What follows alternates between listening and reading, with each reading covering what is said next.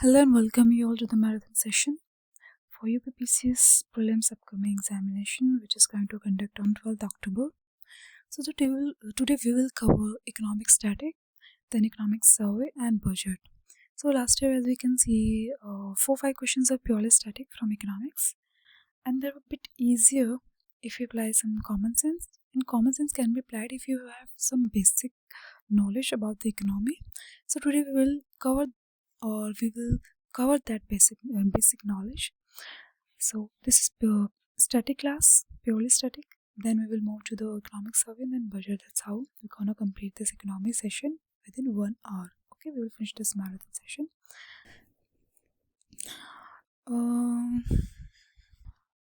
We can see, if you have analyzed the past year question papers of UPPCs, so UPPCs some repeated favorite topics of Indian economy. Like UPPCs ask questions from planning, from taxation, from fiscal policy, monetary policy, and some graphs related, some curves, and sometimes they ask you the match of the following.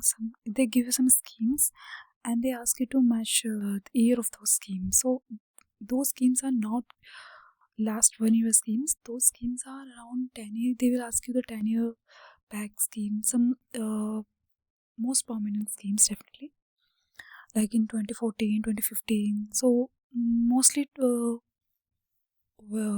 2014. So last 10 years schemes they ask you. So I won't tell you to revise all of them, but some important schemes that you should know. जल जीवन mission हो गया, फसल बीमा योजना हो गया, ठीक है ना, इस टाइप की, आयुष्मान भारत हो गया. तो you should know the year of launch of दो स्कीम्स, ठीक है ना. वैसे क्वेश्चंस पूछते बेसिक से 4-5. And usually students who are preparing for UPPCS they neglect the economic static literally. अगर आप इकोनॉमी को एक दिन में भी पढ़ो ना, एक दिन भी दो, तो इसको अच्छे से प्रिपेयर किया जा सकता है. क्योंकि इतना वास्ट कवरेज नहीं है कि स्टॉक मार्केट से आपसे क्वेश्चन पूछ रहे हैं. ये नहीं पूछते स्टॉक मार्केट से, ठीक है ना. आपसे बेसिक पूछ लेंगे, फिजिकल पॉलिसी से, मॉनेटरी पॉलिसी से पूछ लेंगे, इन्फ्लेशन से पूछ लेंगे, प्लानिंग का पूछ लेंगे, 5 ईयर प्लान से पूछ लेंगे. बहुत बेसिक क्वेश्चन आते हैं, ठीक है ना. तो चलिए शुरू करते हैं. अगर हम प्लानिंग से शुरू करें तो हमें ये जानना है कि हमें ईयर देखना है कि नेशनल प्लानिंग कैसे कैसे एग्जीक्यूट हुई आफ्टर इंडिपेंडेंस और बिफोर इंडिपेंडेंस, ठीक है ना. सो बिफोर इंडिपेंडेंस के हम देखें तो सबसे पहले नेशनल प्लानिंग कमेटी बनी 1938 में, जो कि सुभाष चंद्र बोस जी ने सेटअप की थी. लेकिन इसके चेयरमैन कौन थे? Jawaharlal Nehru, under the chairmanship of Jawaharlal Nehru. Next थे बॉम्बे प्लान बना 1944 में. It was made by the businessman और इंडस्ट्रियलिस्ट, ठीक है ना. नेक्स्ट था आपको क्रोनोलॉजी ऐसे दे दे कि ईयर नहीं देगी, बट आपको नेशनल प्लानिंग कमेटी दे देगी, बॉम्बे प्लान दे देगी, गांधी प्लान दे दे और सर्वोदय प्लान दे देगी. They will ask you to arrange them in chronology, ठीक है ना. सो यूपी पीसेस में थोड़ा सा state PCS, not just specifically UP PCS, इनमें थोड़ा ईयर इंपॉर्टेंट हो जाता है, ठीक है ना. पहले तो मंथ भी इम्पोर्टेंट थे, अब थोड़ा सा वो चीज़ यूपीपीसीएस हल्का सा एनालिटिकल बनता जा रहा है, बट एकदम एनालिटिकल नहीं बना है, फैक्चुअल है वो अभी भी काफ़ी, ठीक है. तो नेक्स्ट बॉम्बे प्लान मैंने बताया भी. उससे नेक्स्ट है गांधीयन प्लान 1944. ये it was drafted by Shriman Narayan, ठीक है ना. ऐसे होता है ना, गांधीयन प्लान लिखा है तो मे बी ये एग्जीक्यूटेड नहीं. It was drafted by Shriman Narayan, ठीक है ना. नेक्स्ट है people's plan 1945. It was drafted by M N. Roy, ठीक है ना. एम.एन. रॉय. ये थोड़ा नेशनलाइजेशन ऑफ एग्रीकल्चर प्रोटेक्शन से रिलेटेड था, ठीक है ना. नेक्स्ट है Sarvodaya plan 1950. It was drafted by Jayaprakash Narayan, ठीक है ना. It emphasise on agriculture and cottage, ठीक है ना. तो हमने पांचों देख लिए. National planning committee 1938, Bombay plan 1944, Gandhi plan 1944, people's plan 1945 and Sarvodaya plan 1950. Next है first 5-year plan which run from 1951 to 1956, ठीक है ना. फर्स्ट 5 प्लान का जो ईयर है वो 1951 से 1956 तक रहा है. And it was based on हरो दामोर मॉडल, ठीक है ना. They ask you this questions कि समटाइम्स वी गेट कंफ्यूज कि second 5-year plan is related to Damor model or first 5 year related to Mahalanobis. No, first related to Damor model, second 5-year plan related to Mahalanobis model, ठीक है ना. तो second from 1956 to 61 and first from 51 to 56. So first one focuses on agricultural development, whereas second 5-year plan focuses on industrial development. Okay. Next we will come to the third 5-year plan. So it was from 1961 to 1966 and it was related to Gargle Yojana. The plan for aim was to make economy independent. During the third 5-year plan, India has a war with China and Pak. ठीक है ना. India has a war with China and Pak. They ask you कि India has a war with China or Pakistan during which 5-year plan, ठीक है ना. तो you should know it was in third 5-year plan. Then after third 5-year plan, for the 3 years no 5-year plan being made. So there was 3 annual plans from 1966 to 69. It was also called the plan holiday, also called the plan holiday. So 1966 to 69 3 annual plans. So green revolution also started during these 3 annual plans, ठीक है ना. Next, a fourth 5-year plan which was from 1969 to 74, which was from 1969 to 74. So the aim was to grow. The aim of the fourth 5-year plan was growth with stability and progressive achievement of self-reliance. ठीक है ना. क्या था? Growth with stability and progressive achievement of self-reliance. Fourth 5-year plan 1969 to 1974. Okay. Next is fifth 5-year plan from 1974 to 1979. Okay. This fifth 5-year plan was prepared by D.P. Dhar. Who prepared the fifth 5-year plan? D.P. Dhar. ठीक है ना. Slogan D.P. Dhar. The slogan was गरीबी हटाओ slogan was given by the Indira Gandhi ji during this 5-year plan. Okay, गरीबी हटाओ. Okay. Next, this plan disrupted, you can say, or in 1978 due to Janta government actually. ठीक है ना. Due to Janta government, so this plan couldn't run or couldn't execute the programs which they made. So from 1978 to 80 rolling plan came. ठीक है. For 2 years there was no 5-year plan, so that's why it's called rolling plan. Do not get confused between 3 annual plan, rolling plan. ठीक है ना. So 3 annual plans were from 1966 to 69 and rolling plan from 1978 to 80. Okay. Next we comes to 6th 5-year plan, which was from 1980 to 85. 1980 to 85. Okay. 6th 5-year plan. The aim was poverty eradication, technological self-reliance, economic liberalization introduced for the first time during the 6th 5-year plan 1980 to 85. Family planning also. ठीक है. 7th 5-year plan was from 1985 to 89. So the purpose was to establish a self-sufficient economy and private sector get priority over public sector during this plan. So it was a big success for the government.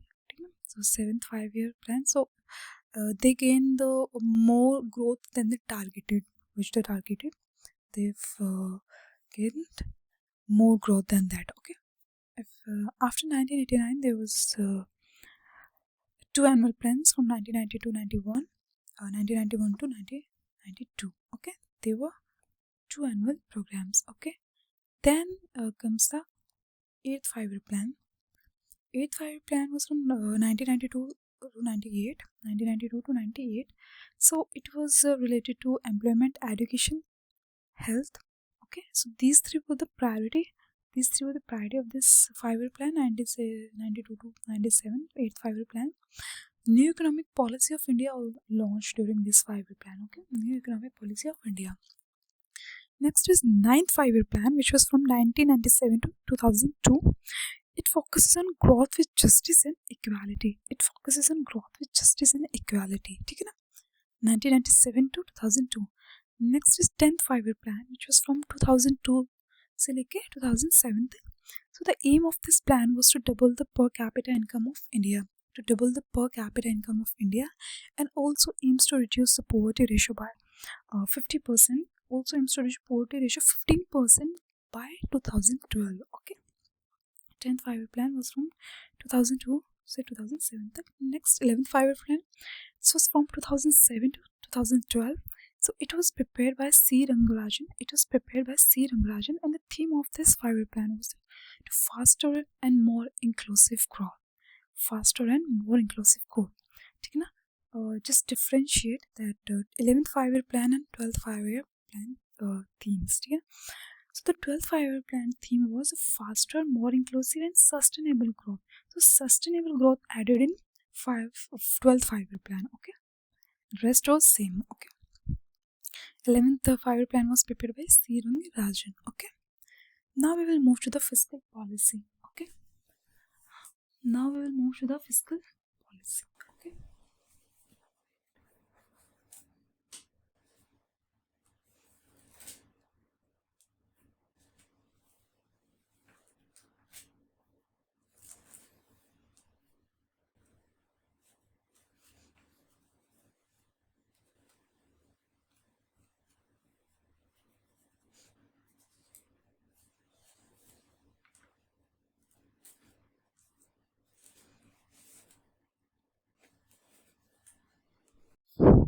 Okay, fiscal policy, sorry, some disturbance. Okay, so fiscal policy, if we talk about the fiscal policy, तो it is a part of government policy. ठीक है ना? Like government raise revenue and then spend. ठीक है ना? तो it raise revenue from the taxation and then spend it on government schemes, government plans. ठीक है ना? So revenue and expenditure. Sometimes revenue is more, expenditure is less. Sometimes expenditure is less and revenue. Or sometimes expenditure is more, revenue is less. Sometimes expenditure is less and revenue is more. So we will see those terms. So what's this called? So fiscal policy and monetary policy. We definitely hear about this. So fiscal policy is a government policy. Monetary policy is a policy of bank. Okay, bank execute those policies through interest rates and other such measures. When it comes to government, which is concerned with the fiscal policy, ठीक है ना? So they simply raise revenue and spend raise revenue through taxation or no taxation means, and simply spend on programs. Okay, policies. ठीक है ना? Which we read on news. ठीक है ना? Some health programs, education program, government spending this much of GDP on education, this much on health. So this is the expenditure of the government. Government paying salaries, government paying pensions. This is the expenditure side. Revenue side is taxable income tax, corporate tax, some non-taxable incomes. So we will see about this. Fiscal policy, we just look at the definition. It is a part of government policy concerned with raising revenue through the taxation and spending programs. If next we come to what is the use of these fiscal policy. So we take the situation here. So first one is expansionary fiscal policy. ठीक है ना? When we use this expansionary fiscal policy, इसका मतलब है कि government market में पैसा कहते हैं ना, गवर्नमेंट मेकिंग मार्केट मोर लिक्विड. ठीक है ना? बिकॉज डिमांड कम हो गई है. ठीक है ना? डिमांड कम हो गई है, कंज्यूमर कम डिमांड कर रहा है, तो उससे बिजनेस पे इफेक्ट पड़ रहा है. परचेजिंग गुड्स एंड परचेज जो बिजनेस से प्रोड्यूस कर रहे हैं, ठीक है ना, उनकी प्रोडक्शन कैपेबिलिटी पे इफेक्ट पड़ रहा है, क्योंकि consumer doesn't have money to spend more. तो इन दैट केस what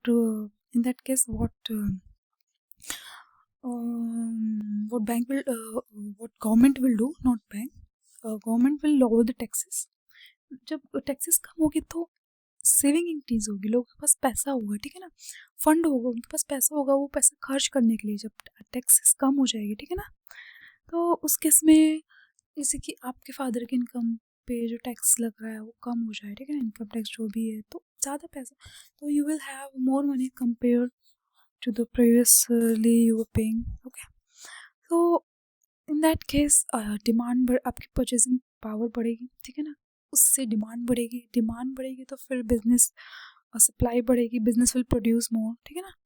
तो इस तरीके से I mean that's how the economy works, ठीक है ना। सो lower tax is the action and then we will see the effects in the economy, ठीक है। सो इन expansionary fiscal policy, government will lower the taxes first, then it will also increase government spending, okay. It will provide funds for the needed consumers, businesses to purchase goods and services. Definitely it will if I mean sometimes government also runs some program where you can take loan, ठीक है ना, at low interest rate, you can run your business, okay. Government sometimes provide some monthly benefits to farmers or unorganized sector workers, ठीक है ना। So that's how expansionary fiscal policy work. Government will lower taxes and increase government spending, okay. In case of contractionary fiscal policy, in contractionary fiscal policy में क्या होता है ना कि taxes को कम कर देते, बढ़ा देते हैं, टैक्सेस बढ़ा देते हैं, जो गवर्नमेंट स्पेंड कर रही है उसको भी कम कर देते हैं, ठीक है ना।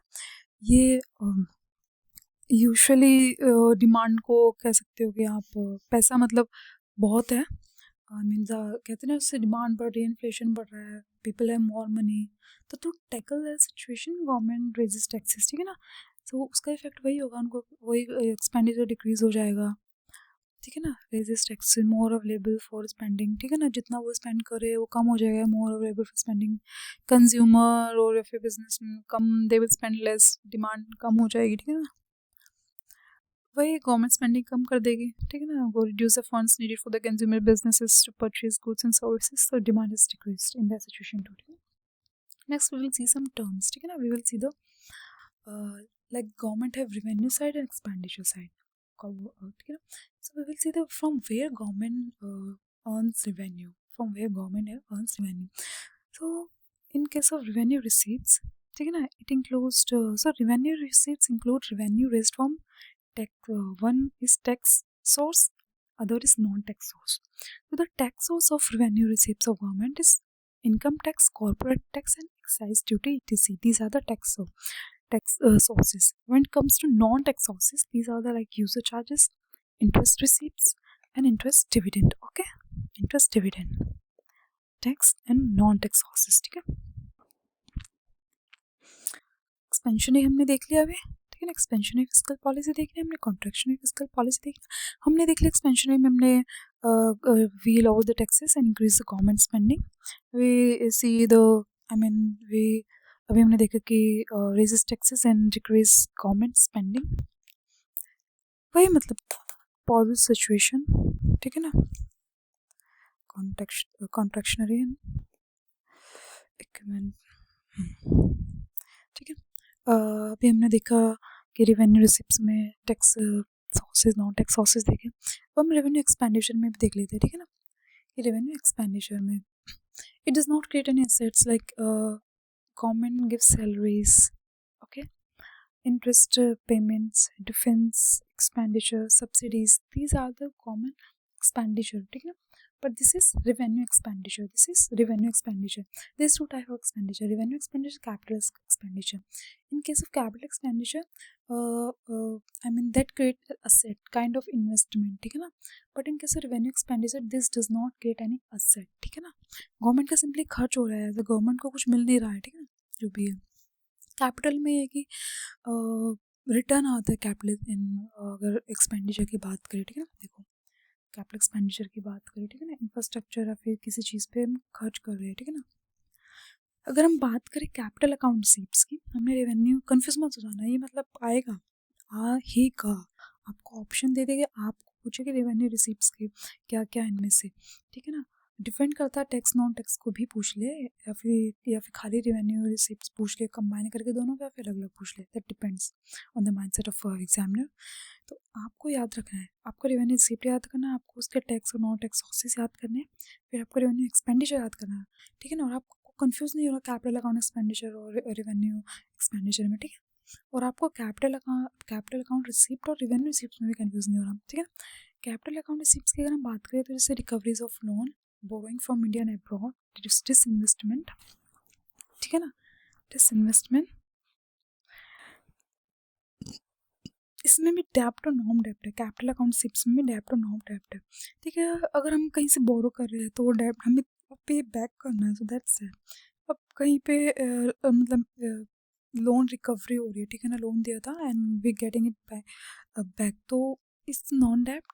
सेम डिसइन्वेस्टमेंट, कोई कंपनी हमने बेच दी है पब्लिक सेक्टर, ठीक है ना, so it's disinvestment proceed is also non डेब्ट प्रोसेस।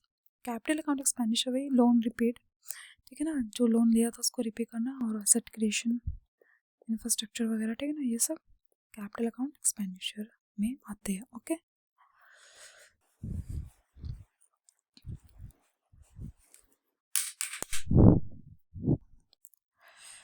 ओके, ठीक है।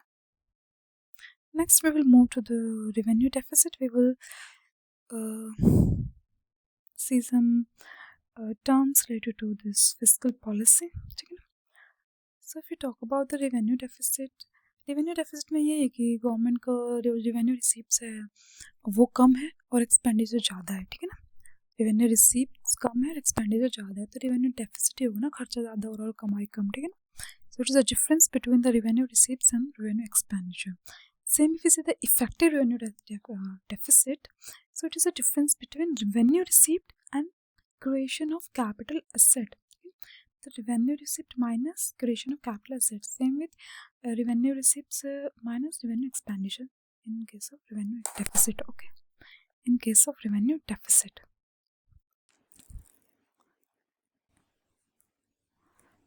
Next, fiscal deficit if we talk about. So fiscal deficit is अगर हम देखें तो टोटल एक्सपेंडिचर में से हमें क्या माइनस करना है, तो हमें क्या लेना है, एक तो रिवेन्यू रिसीप्ट लेना है फिस्कल डेफिसिट में, और हमें कैपिटल रिसीप्ट तो लेना है लेकिन नॉन डेब्ट लेना है, जैसे कि वो लोन वाला नहीं लेना कि लोन टेकन फ्रॉम इंडिया और अब्रोड, नहीं, वो तो डेब्ट क्रिएशन है ना, हम डिसइन्वेस्टमेंट लेंगे नॉन डेब्ट क्रिएटिंग में, ठीक है ना। क्या लेंगे, अगर लोन रिपेमेंट मतलब है ना, लोन रिकवरीज ऑफ लोन, ठीक है ना, ये भी नॉन डेब्ट है, तो हमें क्या फिस्कल डेफिसिट की क्या डेफिनेशन है, रिवेन्यू रिसीप्ट्स प्लस नॉन डेब्ट क्रिएटिंग कैपिटल रिसीप्ट। रिसीप्ट्स तो दोनों की है, रिवेन्यू की और कैपिटल की, पर जो कैपिटल की है ना वो नॉन डेब्ट क्रिएटिंग है, and then minus total expenditure, ठीक है ना, ठीक है ना। अगर हम खाली अगर रिवेन्यू रिसीप्ट कैपिटल रिसीप्ट ही होता तो फिर total expenditure minus total receipts ही कर देते ना, नहीं। प्राइमरी डेफिसिट का अगर हम देखें तो fiscal deficit minus interest payment. Primary deficit का क्या डेफिनेशन है, fiscal deficit minus interest payment.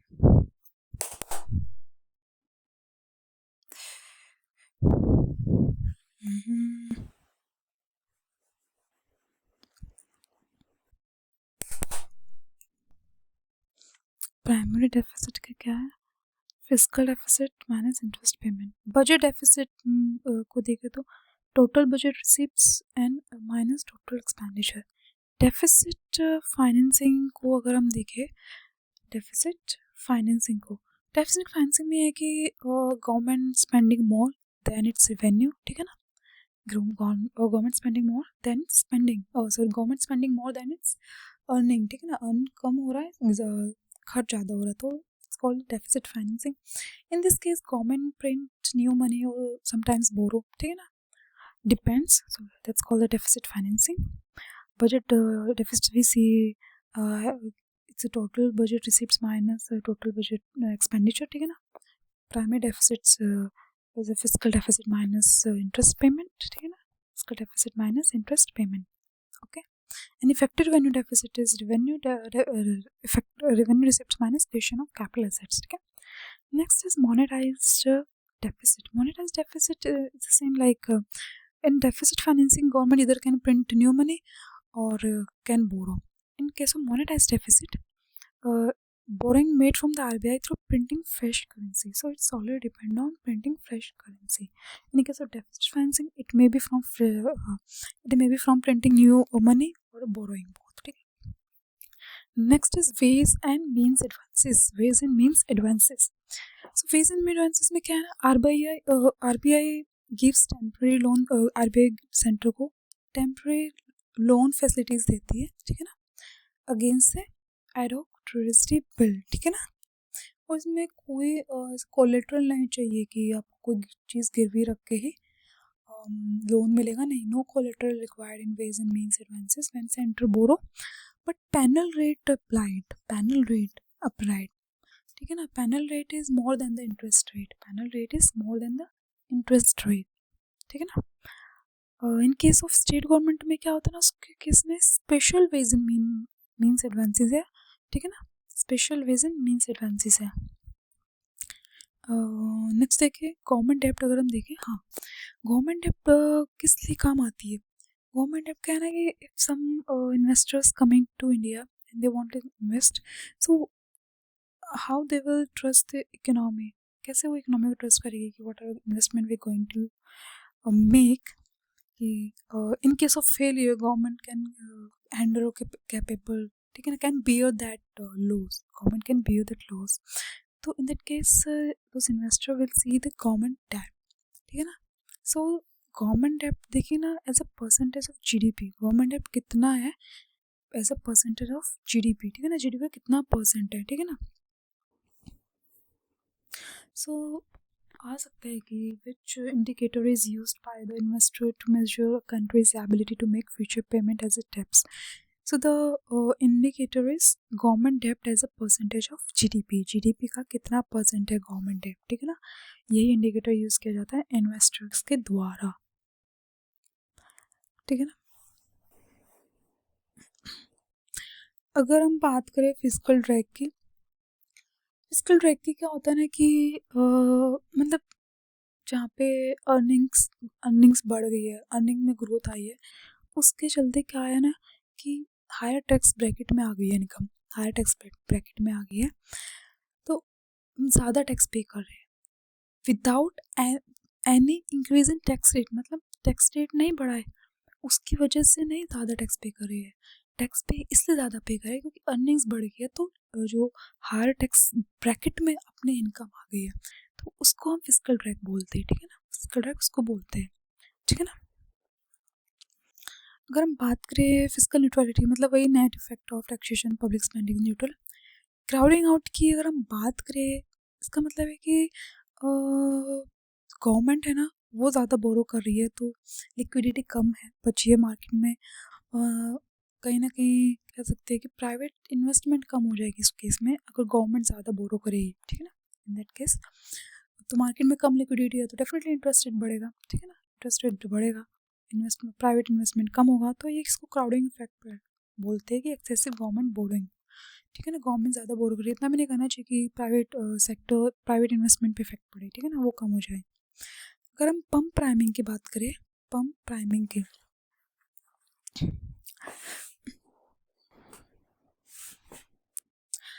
Pump priming में ये होता है कि मतलब गवर्नमेंट कह सकते हो इकोनॉमी को रिवाइव करने के like the during the time of, it is an attempt of government to revive the economy during the recession. तो गवर्नमेंट क्या करती है कि वो ज़्यादा मनी स्पेंड करती है, गवर्नमेंट स्पेंडिंग मनी, ठीक है ना, किस चीज़ पे स्पेंड करती है, पब्लिक वर्क्स पे, पब्लिक वर्क्स पे, वो क्या है जैसे कि कमर्शियल एंटरप्राइजेज अब इंफ्रास्ट्रक्चर इन सब पे स्पेंड करके government try to revive the economy, तो इसको पंप प्राइमिंग बोलते हैं, pump priming, okay. Twin deficit में क्या होता है कि ट्विन डेफिसिट क्या है ना, दोनों ही चीज़ इकोनॉमी में हो रही है, क्या है current account deficit and fiscal deficit. Fiscal deficit तो मैंने आपको भी बता ही दिया ये रहा ऊपर कि फिस्कल डेफिसिट क्या है, ठीक है ना। हम बात करते हैं current account deficit.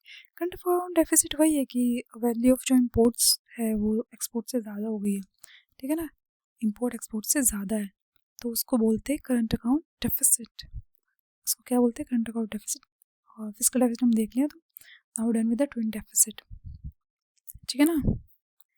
Fiscal Cliff देखिए कि फिस्कल क्लिफ मतलब डेफिनेशन पे ना जाके अगर मैं आपको सिंपली एक्सप्लेन करूँ, फिस्कल क्लिफ में क्या होता है कि गवर्नमेंट ने अपने स्पेंडिंग और टैक्स कह सकते हैं नेचर में सडन चेंज किया, मतलब government situation in which sudden change in government spending and tax, so definitely this will have a big impact on economy when government will make a sudden change in his spending or tax, तो definitely it will have a big effect on economy as well, country's economy as well. So this situation is called fiscal cliff.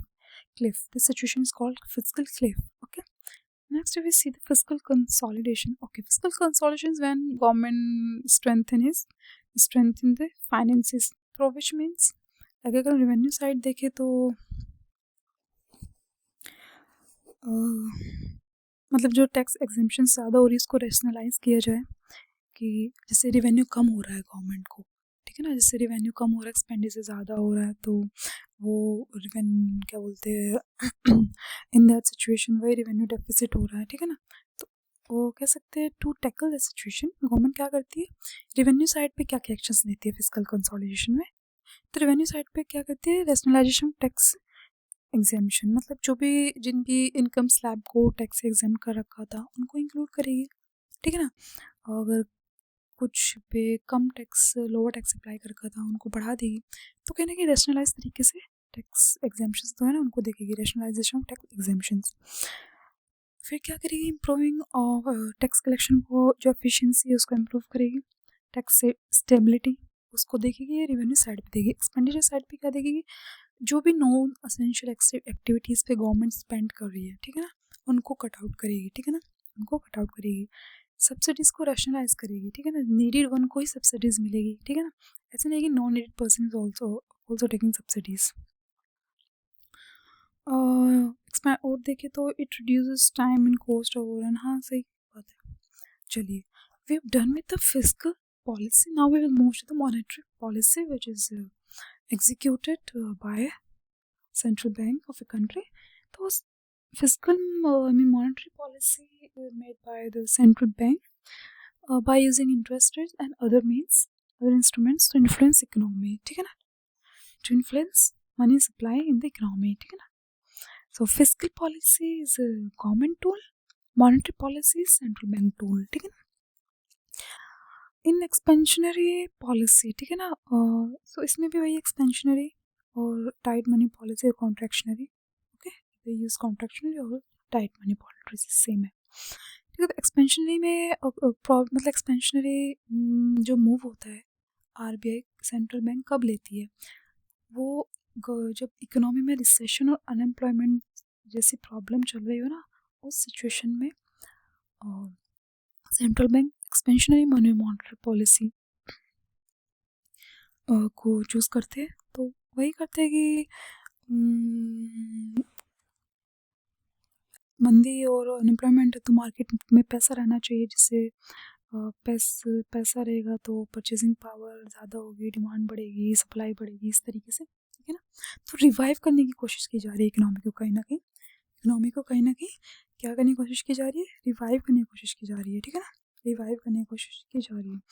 तो इस case में क्या करेगा कि central bank जो है ना सिक्योरिटी बाय करेगा, एक ओपन मार्केट ऑपरेशन है उसके थ्रू बाय करेगा, तो डेफिनेटली पैसा देगा, ऐसे तो नहीं बाय करेगा, जो पैसा देगा तो मार्केट में जाएगा वो, ठीक है ना, सिक्योरिटीज बाय करके it will pump money into the market, ठीक है ना। सीआरआर कम कर लेगा, कैश रिजर्व रेशो जो कमर्शियल बैंक आरबीआई के पास रखता है ना, उसका परसेंटेज कम कर देगा, तो बैंकों के पास ज़्यादा पैसा रहेगा, ठीक है ना, ज़्यादा पैसा रहेगा तो वो लैंड कर पाएगा लोगों को, ठीक है ना। इंटरेस्ट रेट कम कर देगा, इंटरेस्ट रेट कम करने का मतलब कि लोगों की बोरोइंग पावर अच्छी होगी, ठीक है ना, लोगों की बोरोइंग पावर अच्छी होगी, ठीक है ना, बोरिंग पावर अच्छी होगी इन केस ऑफ अगर लोअर इंटरेस्ट, ठीक है ना, बोरिंग पावर चीपर होगी तो पीपल के लोगों के पास ज़्यादा पैसा होगा ना स्पेंड करने के लिए, ठीक है ना, लोगों के पास ज़्यादा पैसा होगा, ठीक है ना। पहले वो कम ज़्यादा इंटरेस्ट दे रही थी उसी मनी को बोरो करने के लिए, अब वो उसी मनी को बोरो करने के लिए कम इंटरेस्ट दे रही होगी, ठीक है ना। सो ये हुई एक्सपेंशनरी मॉनेटरी पॉलिसी। बात करिए हम कॉन्ट्रैक्शनरी मॉनेटरी पॉलिसी, बोले तो टाइट मनी मॉनेटरी पॉलिसी, ये इन्फ्लेशन के टाइम में होता है, मतलब बहुत ज़्यादा इकोनॉमी में पैसा है तो लोग खर्च कर रहे हैं उस चीज़ को, ठीक है ना, उसे इन्फ्लेशन आ गया, उस सिचुएशन से महंगाई बढ़ गई है, ठीक है ना, पैसे की वैल्यू कम हो गई है, तो उस इन दैट सिचुएशन क्या सेंट्रल बैंक क्या मेजर्स लेगी, वो सिक्योरिटी को सेल कर देगी, जो मार्केट में पैसा है इकोनॉमी में एक्स्ट्रा उसको स्क्वीज आउट कर लेगी, इसको ले लेगी, ठीक है ना, जैसे पंप आउट करते हैं ना उसमें, इन case of in early situation expansionary में पंप आउट करती है, ठीक है ना, पैसा देती है इसमें पैसा ले लेगी, ठीक है ना, सेल करके गवर्नमेंट सिक्योरिटी को, और सीआर और एसएलआर की भी को रेस कर देगी, cash reserve ratio and statutory liquidity ratio which commercial bank has to keep, ठीक है ना, तो उसको रेस कर देगी। तो वैसे इकोनॉमी में फिर कम पैसा रहेगा, ठीक है ना, बैंक रेट बढ़ा देगी, that means borrowings will become more costlier, ठीक है ना। तो अगर ज़्यादा कॉस्ट लायर होगी बोरोइंग, मतलब कि बोरोवर को ज़्यादा इंटरेस्ट रेट पे करना पड़ेगा, ठीक है ना, तो वो कम बोरो करेगा, ठीक है ना, ऑटोमेटिकली पैसा कम हो जाएगा, ठीक है ना। तो this situation will again lower the inflation, ठीक है ना। So in case of high inflation, central bank increase interest rate to absorb money from the market, and then again it leads to lower inflation, ठीक है। That's how economic cycle जो भी होती है ना, ये सब ऐसे काम करती है। हम बात करते हैं कुछ रेट्स वगैरह की, बात कर लेते हैं जो भी हम सुनते हैं, बैंक रेट, रेपो रेट, ठीक है ना, बैंक रेट, ठीक है ना। मैं आपको, हो सकता है कि मैं आपको एक्सप्लेन ज़्यादा कर रही हूँ, टिक मार्क कम कर रही हूँ, बट हाँ समझना ज़्यादा ज़रूरी है, ठीक है ना। I am explaining you more. थोड़ा मेरा आज ना ये पेन भी हल्का सा गड़बड़ कर रहा है, तो जैसे ये अब काम कर रहा है और जब मैं यूज़ कर रही थी तब काम नहीं कर रहा था, ठीक है। अभी हमने ये पढ़ा है, अब बैंक रेट देखते हैं। बैंक रेट वही है कि आरबीआई कमर्शियल बैंक को जो लॉन्ग टर्म, ठीक है ना, लॉन्ग टर्म जो आरबीआई कमर्शियल बैंक को जो लॉन्ग टर्म लोन्स देते हैं वो बैंक रेट पे देते हैं, बैंक रेट पे, ठीक है ना। और जो शॉर्ट टर्म लोन्स देते हैं वो रेपो रेट पे देते हैं। किस पे देते हैं? रेपो रेट पे, ओके। रिवर्स रेपो रेट में क्या करते हैं ना कि आरबीआई मार्केट से बोरो करता है फिर बैंक से, ठीक है ना, तो वो चार्ज करते हैं, बैंक चार्ज करते हैं आरबीआई पे, इसको रिवर्स रेपो रेट बोलते हैं, और ये कम होता है बैंक रेपो रेट से कम होता है ये, ठीक है ना। Reverse repo rate always less than repo rate, ठीक है। नेक्स्ट हम बात करते थे liquidity adjustment facility, LAF, MSF, marginal standing facility, CRR, cash reserve ratio, SLR, statutory liquidity ratio, ठीक है ना। चलिए अगर हम बात करें एलएएफ, तो ये it is used by the bank, ठीक है ना, bank day to day mismatch in liquidity. वही है आरबीआई, अगर बैंक कमर्शियल बैंक किसी को पैसे की ज़रूरत है तो आरबीआई देगा, ठीक है ना। तो जो लिक्विडिटी एडजस्टमेंट फैसिलिटी है वो रेपो रेट पे दी जाती है, किस पे?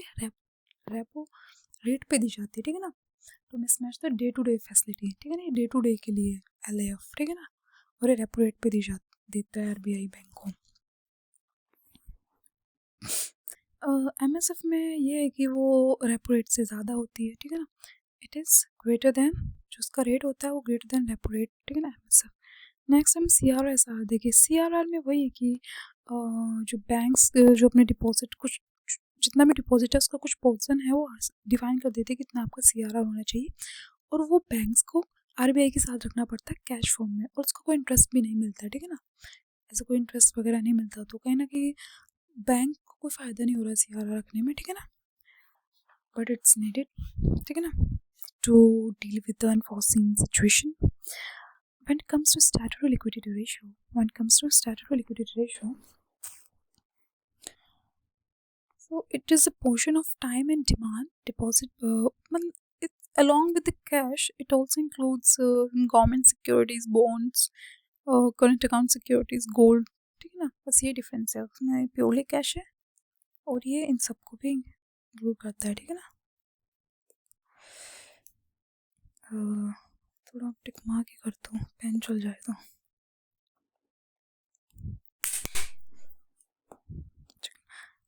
Government securities, bond, current account. चलिए कुछ टर्म्स की बात कर लेते हैं, ठीक है ना। देखिए ये मैंने मेरे नोट्स में गलत हुआ है तो आप प्लीज़ करेक्ट कर लीजिए। अभी बताती हूँ क्या गलत हुआ है।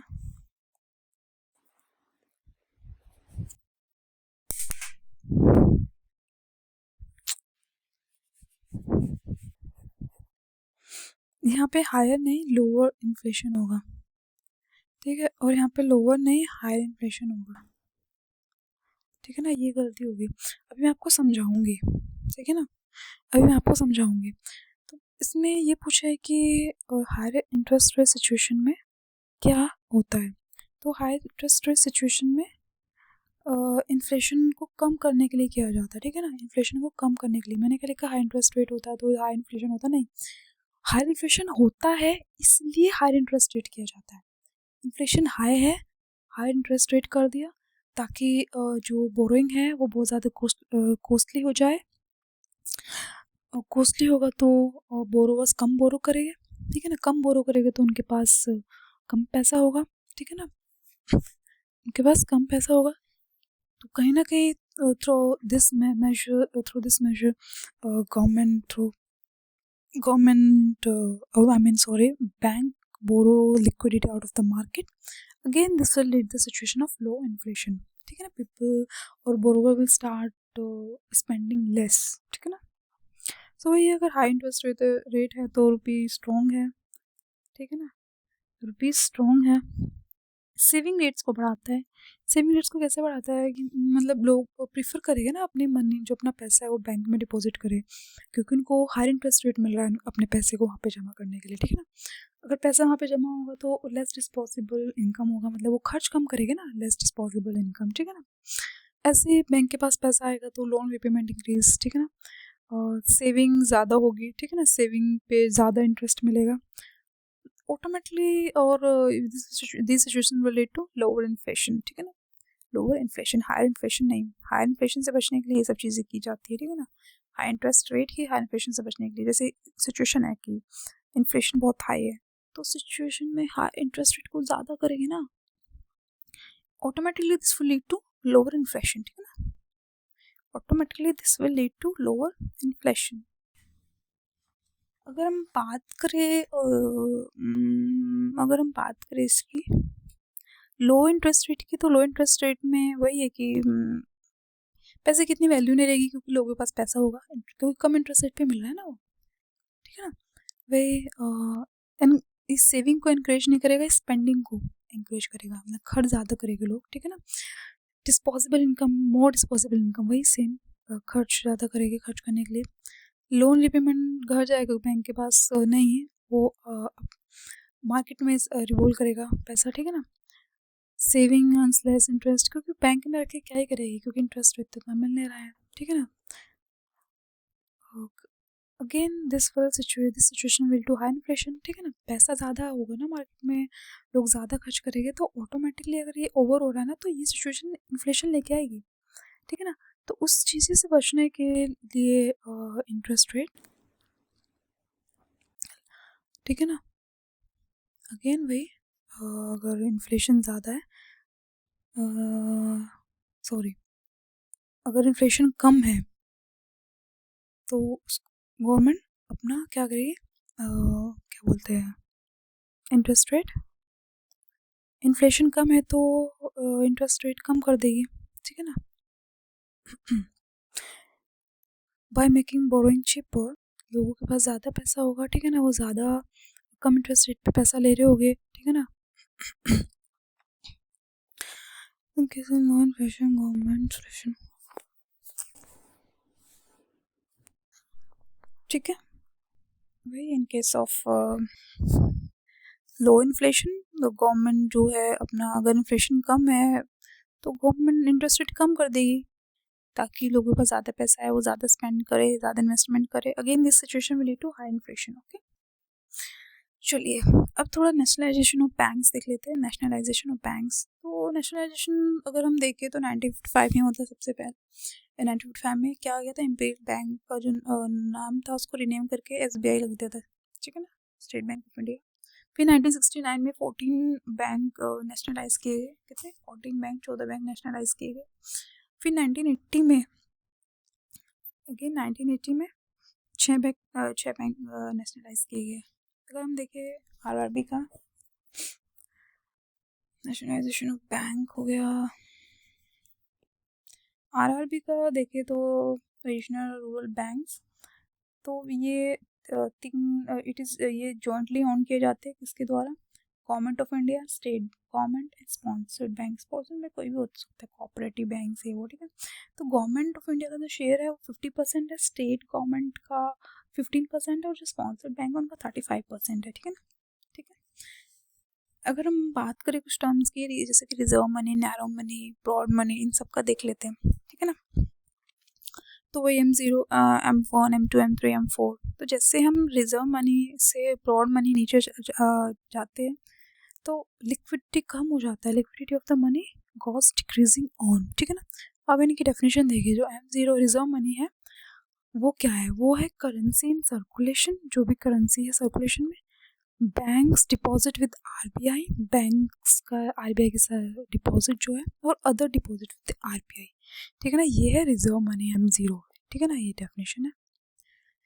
अगर हम M1 देखें, it is a currency with public plus demand deposit with the banking system and other deposit with RBI, ठीक है ना, ठीक है ना, ये M1।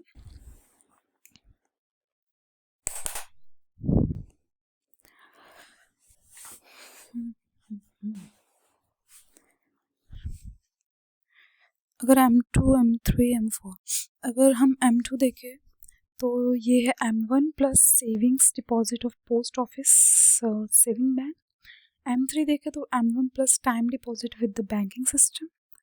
M4 देखें तो ये M3 plus all deposits with the post office saving excluding national saving certificate, ठीक है ना। आप अपना एक बार इसको 3-4 बार रिवाइंड कर करके देख लीजिए, यही तरीका याद करने का, आ जाते हैं क्वेश्चंस। मनी मल्टीप्लायर अगर देखें तो broad money divided by reserve money. Broad money मैंने अभी आपको बताया M3 है, और नैरो मनी क्या है, M1, ठीक है ना। ब्रॉड मनी अपन रिजर्व मनी है बोले तो M0, तो M0 को पता है आपको, करेंसी इन सर्कुलेशन ये, और M3 क्या है, M1 plus time deposit with saving bank account, okay. और ये कहीं ना कहीं मनी सप्लाई रिप्रेजेंट करता है। पूछ सकते हैं कि what represent money supply in the economy, तो क्या रिप्रेजेंट करता है, money multiplier represent the money supply in economy. अगर हम हाई पावर्ड मनी की बात करें तो जो सेंट्रल बैंक जो नई करेंसी प्रिंट करती है डेफिसिट फाइनेंसिंग के लिए, तो उसको हम हाई पावर्ड मनी बोलते हैं, ठीक है ना। हम एक्सिम बैंक की बात करें तो ये export import bank of India है, और ये 1982 में स्टैब्लिश किया गया था under EXIM act 1981, export import bank of India act 1981, okay. ये था एक्सिम बैंक। नाबार्ड की बात करें तो NABARD establish on the recommendation of B Shivram committee 1982, ठीक है ना। तो ये किसको क्रेडिट देता है, एग्रीकल्चर और other activities in rural area, NABARD, ठीक है ना।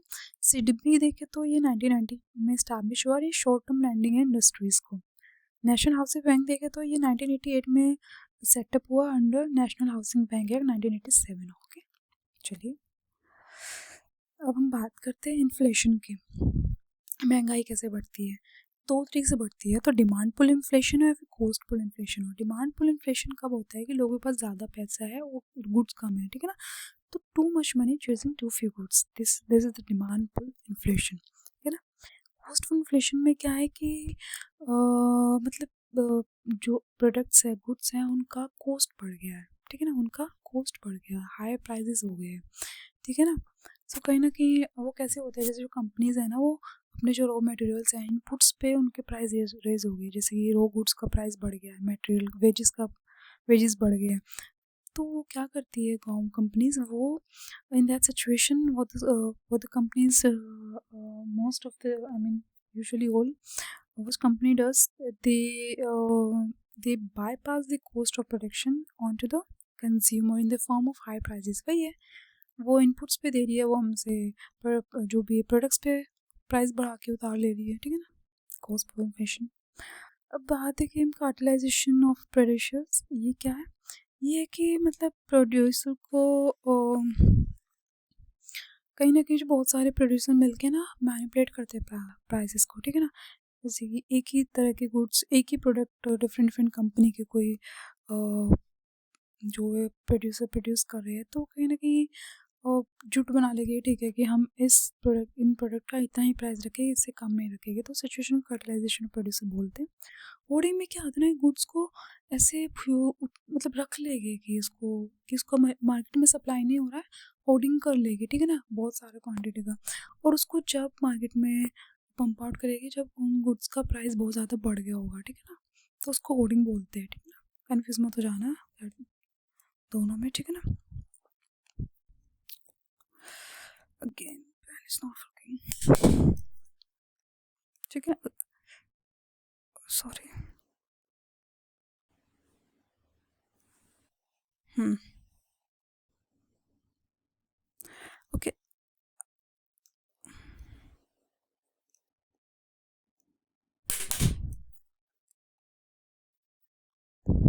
चलिए हम बात करते हैं creeping, trotting, galloping, runaway, hyper inflation. क्या है डिफरेंस है? क्रीपिंग की बात करें तो जो जनरल प्राइस लेवल है ना वो 4% बढ़ गया है। ट्रॉटिंग वही है 4 से 8% के बीच में बढ़ गया। गैलोपिंग है 8 से 10 के बीच में बढ़ गया। रनअवे का मतलब है कि 10 से ज़्यादा है और 20 से कम है, ये होता है रनअवे सिचुएशन। हाइपर इन्फ्लेशन है 20 और 30 का, ठीक है ना। अगर हम बात करें स्टैगफ्लेशन का,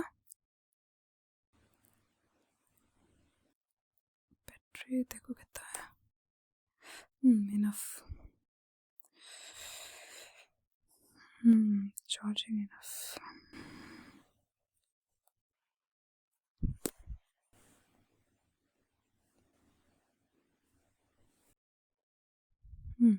अब हम बात करते हैं stagflation, disinflation, deflation, reflation, skewflation, inflationary gap, deflationary gap, headline inflation, core inflation.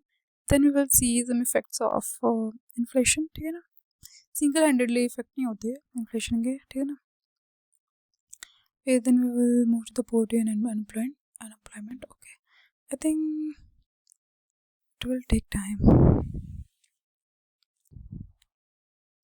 चलिए स्टैगफ्लेशन देखें तो स्टैगफ्लेशन एक सिचुएशन है, मतलब कि कहीं ना कहीं मतलब रिसेशन के साथ साथ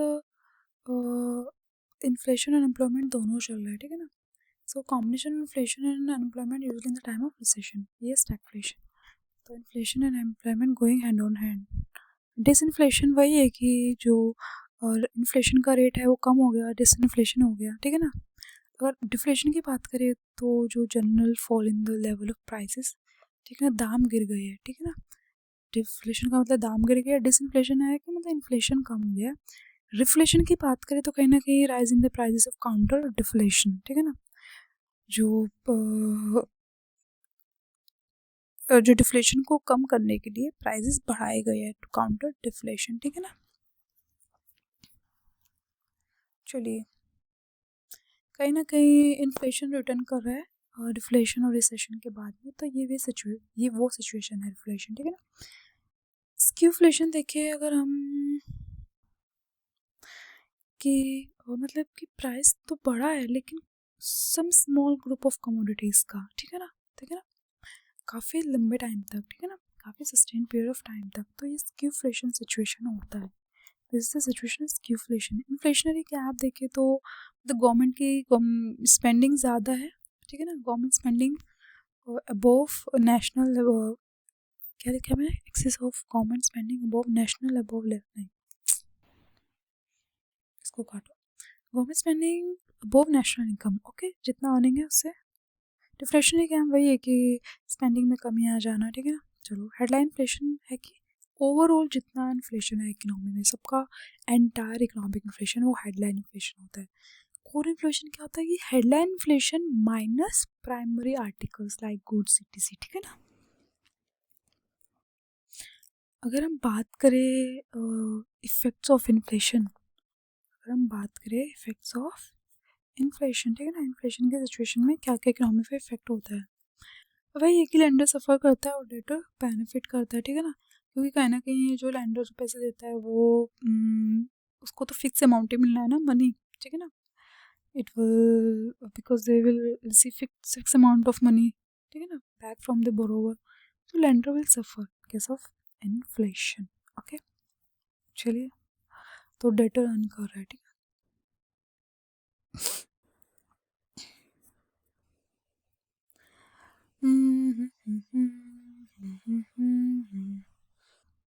चलिए इन्फ्लेशन है तो गवर्नमेंट इंटरेस्ट रेट बढ़ाएगी, ठीक है ना।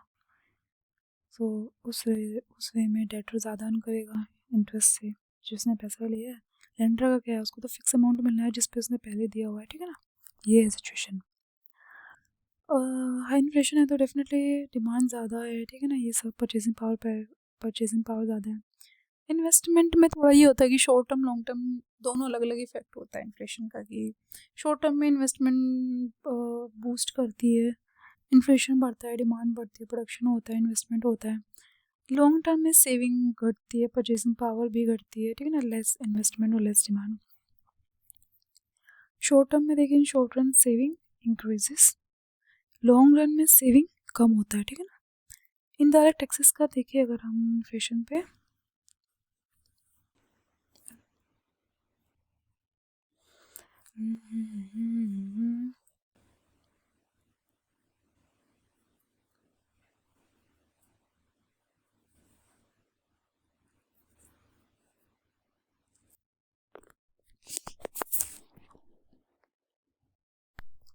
शॉर्ट रन में वही है, सॉरी इनडायरेक्ट टैक्सेस में कि पैसा है तो वैल्यू बढ़ेगी गुड्स की, ठीक है ना, कॉस्ट बढ़ेगी, वो बढ़ेगी तो ज़्यादा गुड्स टैक्स पैकेट में आएंगे, more taxes, again this will leads to more taxes.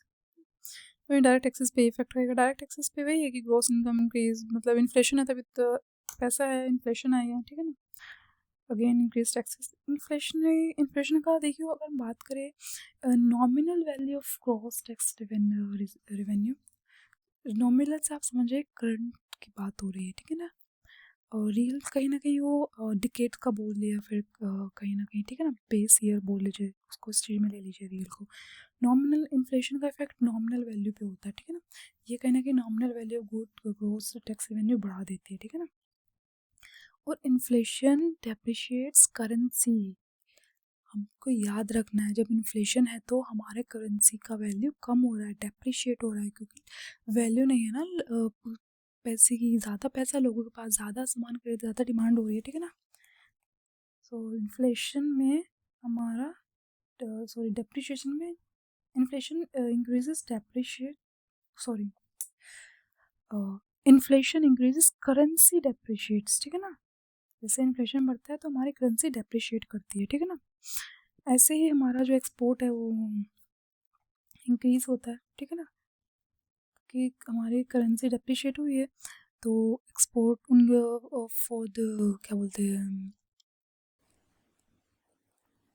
For जो हमारे जो गुड्स सर्विस इंपोर्ट करी है फॉरेन कंट्रीज़, उनके लिए जो हमारे कुछ चीप हो गए ना, क्योंकि हमारी करेंसी की वैल्यू कम हो गई, उन्हें कम पे करना पड़ेगा, ठीक है ना, उन्हें कम डॉलर पे करना पड़ेगा, वो ज़्यादा कुछ खरीद सकते हैं, तो एक्सपोर्ट तो इंक्रीज़ हो गए, लेकिन इम्पोर्ट कम हो जाएगा, इम्पोर्ट कॉस्टलायर हो जाएगा ना, कॉस्टली हो जाएगा इम्पोर्ट, हमें ज़्यादा पैसे देने पड़ेंगे, ठीक है ना, क्योंकि हमारी करेंसी की वैल्यू कम हो गई है, ठीक है, तो एक्सपोर्ट इंक्रीज़ होगा, और ठीक है ना, इम्पोर्ट कम, मतलब एक्सपोर्ट इंक्रीज हो जाएगा, इम्पोर्ट कम, ठीक है ना। बात करें हम अगर इन्फ्लेशन की, तो इन्फ्लेशन कहते हैं कि डेवलप्ड कंट्रीज़ के लिए फेवरेबल है, लेकिन डेवलपिंग कंट्रीज़ के लिए फेवरेबल नहीं है भाई, नहीं है, we have much more to do. Short run में देखें तो एम्प्लॉयमेंट इंक्रीज होता है, बट लॉन्ग रन में नहीं, नॉमिनल वैल्यू भी छोड़ो, चलो बात करते हैं पॉवर्टी की। चैप्टर क्या का नाम क्या है, पॉवर्टी। अगर हम बात करें, ये शुरू होता है सिलसिला 1938 से, जब नेशनल प्लानिंग कमेटी बनी थी, उसमें क्या बोला गया, जो पॉवर्टी लाइन जो रेंज है उसको 15 से 20 रुपये पर कैपिटा पर मंथ कर देगी, ठीक है। ये पॉवर्टी लाइन अगर इससे कम होगा, ठीक है ना, तो वो बिलो पॉवर्टी लाइन है, ठीक है ना। पॉवर्टी लाइन ये रेंज डिफाइन कर दी। फिर 1944 में बॉम्बे प्लान आया, उसने सजेस्ट किया कि जो पॉवर्टी लाइन है वो 75 रुपये पर कैपिटा पर ईयर होगा, ठीक है ना, पर कैपिटा पर ईयर होगा, ठीक है। अगर हम बात करें दंदोकर कमेटी 1971 में जो आई है, ईयर याद रखना है, इन दो का तो आपको याद हो जाएगा, याद कहाँ से करना है, आप शुरू 1971 से, ठीक है ना। दंदेकर जो कमेटी थी उसने सजेस्ट किया जो पॉवर्टी लाइन के क्राइटेरिया है ना, एक्सपेंडिचर पे बेस्ड होना चाहिए, जो कहीं ना कहीं that will provide along with that will provide 2250 calories per day both in rural and urban, so it added calories as well 1971 में दंतेगढ़ कमेटी, ठीक है ना। 1979 में अलग ठीक है ना, अलग कमेटी देखे ना ठीक है ना। इन्होंने क्या बोला कि इन्होंने पॉवर्टी लाइन जो है ना, constructive poverty line for rural and urban areas on the nutritional requirement के बेसिस पे, न्यूट्रिशनल लकड़े वाले कमेटी देखे 1993 में, जो बेस्ड बास्केट थी वो कहीं ना कहीं it use to calculate CPI, industrial worker, agricultural labour, इनमें डिवाइड कर दिया। 2009 में सुरेश तेंदुलकर कमेटी आई, उसने पॉवर्टी लाइन का क्या बोला कि 440 per capita per month rural के लिए और 578 per capita per month urban areas के लिए। ठीक है, चलिए ये 2004 से 5 तक है, 2000 ठीक है ना, 9 से 10 तक ये इतना हो गया, 10 to 11 ये इतना हो गया। ठीक है, चलिए अब रंगराजन कमेटी की बात करें 2012 और 2017 में अरविंद पंगनिया टास्क फोर्स। ये आपको ईयर याद रखना है सबका, ठीक है ना, क्रोनोलॉजी में पूछ लेगा। एक बार को डिटेलिंग ना पूछे, बहुत कम चांसेस है, कैलोरीज ये पर कैपिटा इनकम ये नहीं पूछेगा, बट एक बार को आपसे ईयर ज़रूर पूछेगा। ठीक है, रंगराजन कमेटी भी।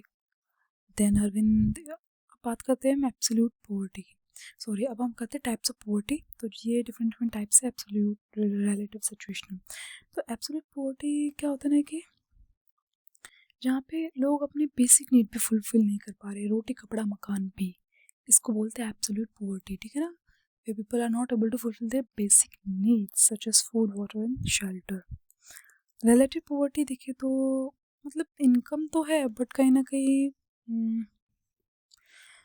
सिर्फ बेसिक नीड्स फुलफिल हो रही है बट ऐसा कुछ सच खरीद नहीं पा रहे हैं। ठीक है ना, तो रिलेटिव पॉवर्टी है, जस्ट बस बेसिक ही चीज़ें, बट ठीक है ना, जस्ट बेसिक कि वही है, one has on less 60% of, जितना एवरेज है उसका 60% ही कमा रहा है जितना एवरेज। ठीक है ना, सिचुएशन में क्या होता है ना, सिचुएशन पॉवर्टी है कि सम एडवर्स इवेंट हो गई, जैसे कि जॉब लॉस, एनवायरमेंटल डिजास्टर हो गया, कुछ हेल्थ प्रॉब्लम हो गई।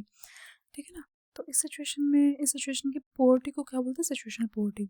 जनरेशन पॉवर्टी है कि कहीं ना कहीं 2 जनरेशन से जो फैमिली है वो गरीबी में रह रही है, जनरेशनल पॉवर्टी। रूरल पॉवर्टी को छोड़ो, चलिए अनएम्प्लॉयमेंट देखते हैं। अब हम देखेंगे एम्प्लॉयमेंट रेट क्या है, आ जाता है सिंपली, आपसे अनएम्प्लॉयमेंट रेट डिफाइन करेंगे, ऐसे इसको लेबर फोर्स को ऊपर रख देगा, अनएम्प्लॉयमेंट को नीचे रख देगा, तो कन्फ्यूजन नहीं होना चाहिए। आपने जितना पढ़ा है ना, आपको उस पर 100% आँख बंद करके आप क्वेश्चन करेक्ट करके आ सकते हो। आप इतना कर लो तो 100+ तो आराम से ही सही हो जाएगा आपके क्वेश्चन वीडियो देख के ही। ठीक है ना, बाकी करंट अफेयर वगैरह है वो, ठीक है ना, 30-35 क्वेश्चन के आते हैं। तो मैं ये कहूँगी कि आपने जितना पढ़ा है ना, बस आपको वो एकदम क्लियरिटी के साथ याद होना चाहिए, आपको उसमें कन्फ्यूजन नहीं होना चाहिए। क्योंकि देखा है मैंने कि कहीं ना कहीं बच्चे, मैं कहूँगी कि 30-35 क्वेश्चन में बोलूँगी इस कन्फ्यूज़न की वजह से गलत करके आते हैं। ठीक है ना, कन्फ्यूजन कब होता है, जब रिविजन अच्छे से ना हो, जब रिविजन अच्छे से ना हो। ठीक है, सो अनएम्प्लॉयमेंट रेट का देखें तो it's a number of unemployed person upon number of people in labour force. Okay, types देखें अनएम्प्लॉयमेंट के, तो एक तो वॉलंटरी अनएम्प्लॉयमेंट है। ये क्या होता है कि कहीं ना कहीं या तो वो काम नहीं देख रहे हैं या फिर वो एक जॉब से दूसरी जॉब में ट्रांसफ़र कर रहे हैं, तो वॉलंटरी अनएम्प्लॉयमेंट अपनी मर्जी से। ठीक है, इनवॉलंटरी है कि अपनी मर्जी से नहीं है कि वो काम देख रहे हैं, ठीक है ना, और वो करना चाहते हैं लेकिन उनको काम नहीं मिल रहा है, ये इनवॉलंटरी अनएम्प्लॉयमेंट। ठीक है ना, वॉलंटरी। फ्रिक्शनल में क्या है कि मतलब पुरानी जॉब को छोड़ के नई जॉब में जंप आउट करना है, मतलब जंप आउट नहीं, मतलब ढूंढ रहे हैं, पुरानी जॉब छोड़ दी है तो नई जॉब ढूंढ रहे हैं, उसको फ्रिक्शनल अनएम्प्लॉयमेंट बोलते हैं। साइक्लिकल अनएम्प्लॉयमेंट क्या आता है कि इकोनॉमी में बूम या फिर रिसेशन आ गया उस सिचुएशन में। ठीक है ना, स्ट्रक्चरल अनएम्प्लॉयमेंट क्या होता है कि कहीं ना कहीं जब इकोनॉमी का स्ट्रक्चरली चेंज होती है, जैसे वो लेबर इंटेंसिव थी पहले, वो कैपिटल इंटेंसिव बनने जा रही है, इसको स्ट्रक्चरल अनएम्प्लॉयमेंट कहते हैं। कि जो कहीं ना कहीं labour will loss the job because company economy is transforming. Seasonal वही है कि कुछ जो सर्टेन जगह है, जैसे टूरिज्म है कुछ जगह पे, वो सिलेक्टेड मंथ्स में ही वहाँ पे टूरिस्ट ट्रैवल करते हैं, बाकी महीने नहीं करते हैं, तो उसको सीजनल अनएम्प्लॉयमेंट बोलते हैं, जो वर्कर्स वहाँ पे काम करते हैं या फिर होटल ऑनर्स। ठीक है ना, होटल ऑनर्स। डिस्कस्ड अनएम्प्लॉयमेंट में है कि मतलब बहुत सारे लोग, मतलब एक ऐसा काम जिसको बहुत सारे लोग कर रहे हैं, ठीक है ना, और उसको कम लोग भी कर सकते हैं, मतलब एक काम के लिए 2 लोग चाहिए लेकिन इसमें 5 लगे हुए हैं। ठीक है ना, तो ये भी अनएम्प्लॉयमेंट। अंडर एम्प्लॉयमेंट होता है कि कहीं ना कहीं बंदे के पास ज़्यादा स्किल है लेकिन वो कहीं ना कहीं लेस अपने स्किल के हिसाब से लेस प्रोडक्टिव जॉब कर रहा है, ठीक है ना। अब थोड़े ग्राफ्स वगैरह की बात कर लेते हैं, ठीक है ना, थोड़े से ग्राफ्स वगैरह की बात कर लेते हैं। इसमें हम बात करें फिलिप्स कर्व की, तो ये कहीं ना कहीं it shows the trade off between, ये अनएम्प्लॉयमेंट और इन्फ्लेशन से रिलेटेड है। कुजनेत कर्व की बात करें तो ये ग्रोथ और इक्वालिटी से रिलेटेड है। लेफो कर्व की बात करें तो टैक्स रेवेन्यू टैक्स रेट से रिलेटेड है। लॉरेंस कर्व की बात करें तो ये distribution of income of wealth से रिलेटेड है। It indicates inequality in an economy. J curve की हम जे कर्व इफेक्ट की बात करें तो एक थ्योरी बोलती है कि अगर कंट्री में ट्रेड डेफिसिट है, ठीक है ना,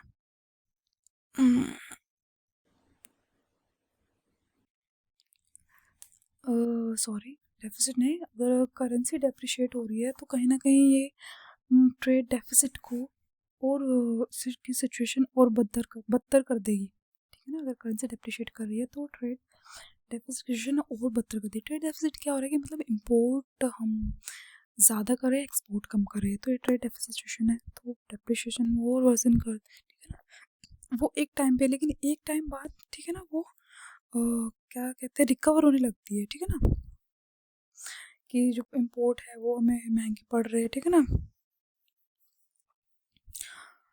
एक्सपोर्ट्स की ग्रोथ हो रही है। तो when exports become price competitive, import are reduced due to the high cost, तो वो सिचुएशन बैलेंस हो जाती है। इसको जे कर्व इफेक्ट बोलते हैं, इसको जे कर्व इफेक्ट बोलते हैं, ठीक है ना। चलिए अब हम कुछ स्कीम्स गवर्नमेंट स्कीम्स प्रोग्राम के ईयर देख लेते हैं, जो कि बहुत ज़रूरी है। चलिए शुरू करते हैं हम 1952 से। कम्युनिटी डेवलपमेंट प्रोग्राम देखे तो 1952, इंटेंसिव एग्रीकल्चर डेवलपमेंट प्रोग्राम देखे तो 1960 1960 याद कर लीजिए, ठीक है ना। हम बात करें क्रेडिट ऑथराइजेशन स्कीम 1965, ठीक है ना।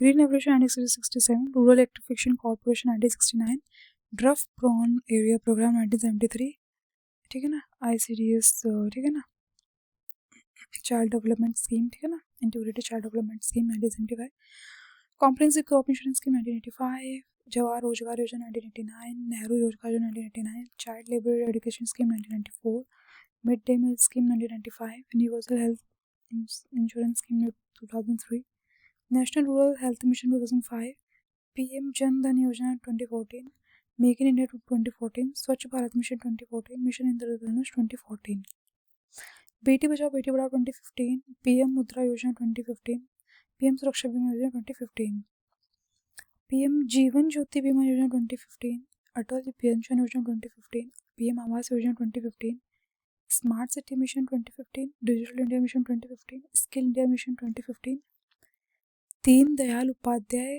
ग्राम ज्योति योजना 2015, परंपरागत कृषि विकास योजना 2015, PM फसल बीमा योजना 2016, startup India 2016, stand up India 2016, PM Ujjwala योजना 2016, सौभाग्य योजना 2017, खेलो India scheme 2018, PM Jan Arogya Yojana Ayushman Bharat 2018, PM किसान सम्मान निधि योजना 2019, जल जीवन मिशन 2019, PM किसान मान धन योजना 2019, अटल ग्राउंड वाटर योजना 2019, PM गरीब कल्याण 2019, स्वामित्व योजना 2020, एग्रीकल्चर इंफ्रास्ट्रक्चर फंड 2020, ठीक है ना, PM मत्स्य संपदा योजना 2020, जल शक्ति अभियान catch the rain campaign 2021, PM युवा योजना 2021, Ayushman Bharat digital mission 2021, PM Shri scheme 2022, Amrit Bharat station scheme 2022, PM मित्रा योजना 2023, PM जनमन योजना 2023,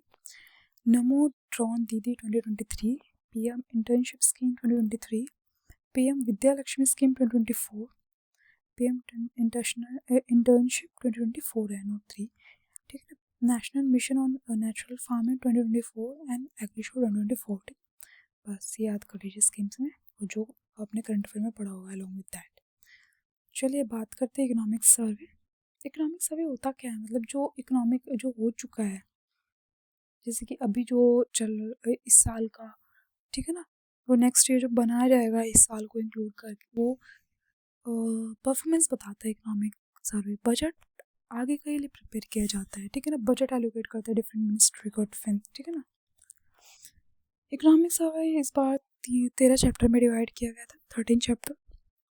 एस्टिमेटेड रियल जीडीपी जो ग्रोथ रही है 2025 की वो 6.4% रही है, और जो रिकॉर्डेड ग्रोथ परसेंटेज रहा है एक्सपोर्ट का ग्रोथ परसेंटेज कितना रहा है 6%। सर्विस सेक्टर में अगर ग्रोथ परसेंटेज देखें तो 11.6%। इंडिया की रैंक देखें globally in exports of information services तो सेकंड है ना, India's rank globally in exports of information services second है। इंडिया का फॉरेन एक्सचेंज रिजर्व देखें तो $640 बिलियन है, ये दिसंबर 2024 तक का है, ठीक है ना, जो कि फोर्थ ग्लोबली है, मतलब सबसे ज़्यादा देखें तो फोर्थ प्लेस पे, फोर्थ रैंक है इंडिया का फॉरेन रिजर्व में, ठीक है ना। एस्टिमेटेड इन्फ्लेशन अगर हम देखें तो इंडिया की तो 3 से 4% के बीच में है, और ग्लोबली देखें तो 3.6%, ठीक है ना। अगर हम नेशनल हाईवे की बात करें, कितना किलोमीटर नेशनल हाईवे है इंडिया के पास, तो 5614 किलोमीटर, ठीक है ना। India's total renewable installed capacity देखें तो वो 209.44 तो छोड़िए, ठीक है ना। अगर इंडिया की देखें कितनी इंस्टॉल कैपेसिटी कितना है भाई 209 गीगावाट, तो ग्रोथ कितना हुआ है 15.84 ही पूछ लेते हैं कि इंडिया का जो टोटल रिन्यूएबल इंस्टॉल कैपेबिलिटी में उसमें कितना ग्रोथ हुआ है, तो 15.84। ऑटोमोबाइल डोमेस्टिक सेल्स में ग्रोथ देखें तो 12.5%, अनएम्प्लॉयमेंट देखें तो हम 3.2% है। नेट कंट्रीब्यूशन ईपीएफओ सब्सक्रिप्शन में देखें तो कितना हुआ है अभी 131 लाख, ठीक है ना। एक इंडेक्स आया है ये CFA institute global pension index 2024। India का स्कोर इतना है, जो रैंक है वो लास्ट है 48 में से 48, ओके। अगर हम पेंशन की बात करें कि पेंशन में कितने सब्सक्राइबर बढ़े हैं, तो 16%। यूनिफाइड पेंशन स्कीम इंट्रोड्यूस की गई थी कब, 24 अगस्त 2024 में, ठीक है ना। इंडिया की अगर हम सीमेंट प्रोडक्शन में रैंक देखें तो सेकंड है, और रेलवे नेटवर्क साइज में देखें तो फोर्थ लार्जेस्ट है, ठीक है ना। एनपीए डिक्रीज हुआ है बैंकिंग सिस्टम में, ठीक है ना, कहीं ना कहीं it's a kind of 12-year low, ठीक है ना, 2.6%। Agriculture expected to grow at 3.8% financial 2025, ठीक है। फूड इन्फ्लेशन मेजर बाय, किससे फूड इन्फ्लेशन मेजर करते हैं हम, कंज्यूमर फूड प्राइस इंडेक्स से, ठीक है ना, जो कि 7.5% था फाइनेंशियल ईयर 2025 में, ठीक है। फाइनेंशियल स्टेबिलिटी रिपोर्ट देखें तो ये RBI पब्लिश करता है, ठीक है ना। अगर हम देखें इंडिया की पॉपुलेशन जो 10 से 24 साल के बीच में ना 26% है इंडिया की पॉपुलेशन, ठीक है ना। डिपेंडेंसी रेशो कहीं ना कहीं कम हो गई है, ठीक है ना, 2026 तक वही 54%। एग्रीकल्चर का अगर एम्प्लॉयमेंट में शेयर देखें तो कहीं ना कहीं इंडिया का 46% पॉपुलेशन एग्रीकल्चर में इन्वॉल्व है, ठीक है ना। अगर गिग वर्कर्स का साइज देखें 2029 तो 2030 तक तो कितना हो जाएगा 235 मिलियन, ओके। NRI का देखें तो कितना है 32 मिलियन से। इंडिया की जो डिजिटल इकोनॉमी है that expected to cross 1 trillion by 2030, ठीक है ना। चलिए अगर हम बात करें रिन्यूएबल एनर्जी सेक्टर की, एंड जिसमें मतलब सबसे ज़्यादा एम्प्लॉयमेंट रिन्यूएबल सेक्टर में which sector is giving more employment in renewable energy sector, सबसे ज़्यादा हाइड्रो पावर दे रहा है, ठीक है ना, देन सोलर पावर दे रहा है, देन विंड दे रहा है। अगर हम वैसे एनर्जी की बात करें तो सबसे ज़्यादा जो है वो सोलर पावर से आ रहा है, फिर विंड से आ रहा है, ठीक है ना, रिन्यूएबल में। बट अगर एम्प्लॉयमेंट की बात करें तो वो सबसे ज़्यादा हाइड्रो दे रहा है, फिर सोलर, देन फिर विंड, ठीक है ना, एम्प्लॉयमेंट। चलिए अगर हम average monthly per capita expenditure की बात करें रूरल इंडिया में तो वो 4122 है, और वही अर्बन एरिया में 6996, ठीक है ना। चलिए नेक्स्ट डेटा है कि जो आयुष्मान कार्ड्स है वो कितने औरतों को दिए गए अब तक, जो 49% औरतों को दिया गया आयुष्मान कार्ड, जो कि 363 मिलियन है। बात करते हैं हम ई स्वस्थ धाम योजना, जो कि उत्तराखंड गवर्नमेंट ने लॉन्च की है। जल जीवन कैंपेन वो छत्तीसगढ़ से रिलेटेड है। Rain water harvesting. India agri food export अगर हम देखें वैल्यू तो कितना है, 46.44 बिलियन। अगर हम एग्रीकल्चर और अलाइड एक्टिविटीज़ में 3 परफॉर्मिंग स्टेट्स देखें तो पहले पे आंध्र प्रदेश है, दूसरे पे मध्य प्रदेश एंड तीसरे पे तमिलनाडु। ठीक है, चलिए हम बात करते हैं इंडिया की फॉरेन डेब्ट की। कितनी डेब्ट है, हमने जैसे कि फॉरेन एक्सचेंज रिजर्व देखा, ऐसे हम डेब्ट भी देख लेते हैं जो कि हमारे ज़्यादा है, 711.8 बिलियन। ठीक है ना, कि India will become 5 trillion economy bye 2027-28। Okay, cement का हमने देख लिया, second largest producer in the world. Textile Apple export देखे तो इंडिया रैंक 6th। फार्मास्यूटिकल देखे तो थर्ड लार्जेस्ट प्रोड्यूसर है। ठीक है,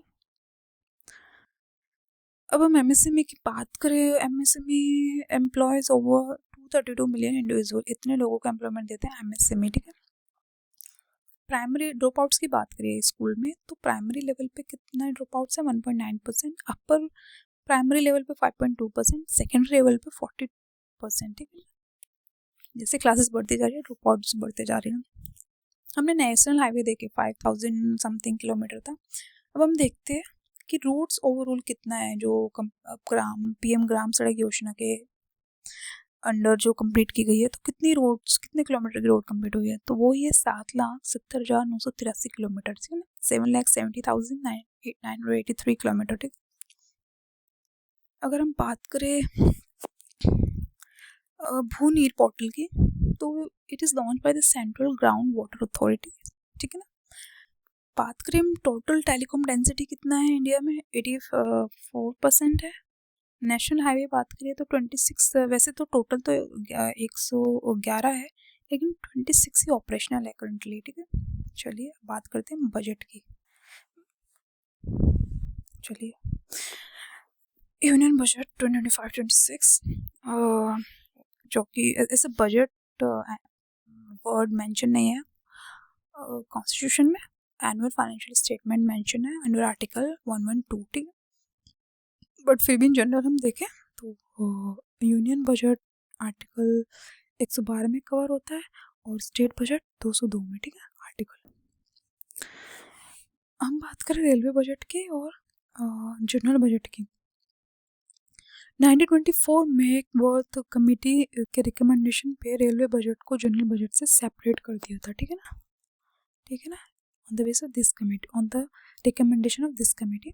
अगेन 2014 में विवेक देब्रॉय कमेटी के सजेशन पे रेलवे बजट को मर्ज कर दिया अगेन में जनरल बजट। ठीक है, हम कुछ आर्टिकल्स देखे, जैसे हमने 112 देखा, so 113 related to the demand for grant, 114 related to the appropriation bill, 116 related to the vote on account and 266 की बात करें तो 266 में जो 1 है वो कंसोलिडेटेड फंड ऑफ इंडिया से रिलेटेड है और 2662 में जो है वो पब्लिक अकाउंट ऑफ इंडिया से रिलेटेड है। ठीक है, ओके।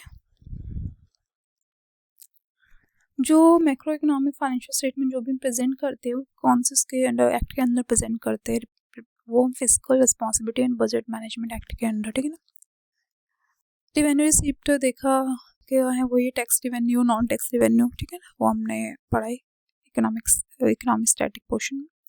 फिस्कल डेफिसिट वही टोटल एक्सपेंडिचर में से वही total receipts minus excluding borrowing and liabilities. ठीक है ना, excluding borrowing and liabilities.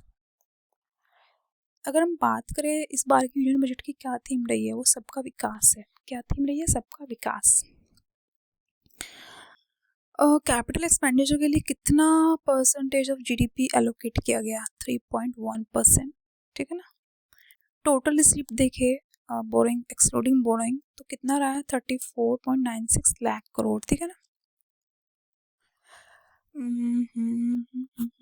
Direct taxes में क्या होता है, और अगर टैक्स बढ़ रहा है तो फिर एक ही पर्सन पे ही लाइबिलिटी और बर्डन फॉल कर रहा है। ठीक है ना, ठीक है ना, एक ही पर्सन पे लाइबिलिटी एंड बर्डन फॉल कर रहा है on the same person in indirect taxes. ठीक है ना,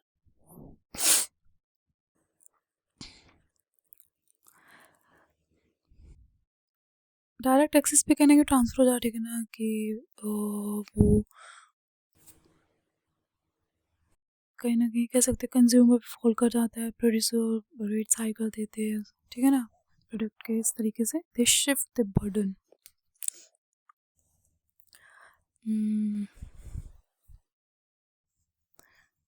डायरेक्ट टैक्सेस, ठीक है, सॉरी मैं I got confused, I am sorry, वो मैंने आपको डिफरेंट चीज़ पढ़ा दी अभी। डायरेक्ट टैक्सेस तो इनकम टैक्स है, ये कॉर्पोरेट टैक्स है, ठीक है ना, दोनों पे ही लाई करेगा, अगर इंक्रीज होगा तो सेम ही पर्सन पे कर रहा होगा, ठीक है ना। तो डायरेक्ट टैक्सेस में ये है, डायरेक्ट टैक्सेस में वही है GST वगैरह जो भी है, हाँ मैंने सही पढ़ा है कि प्रोड्यूसर जो भी है शिफ्ट कर, they can shift their burden, ठीक है ना, वो प्राइस इंक्रीज करके जो भी है, ठीक है।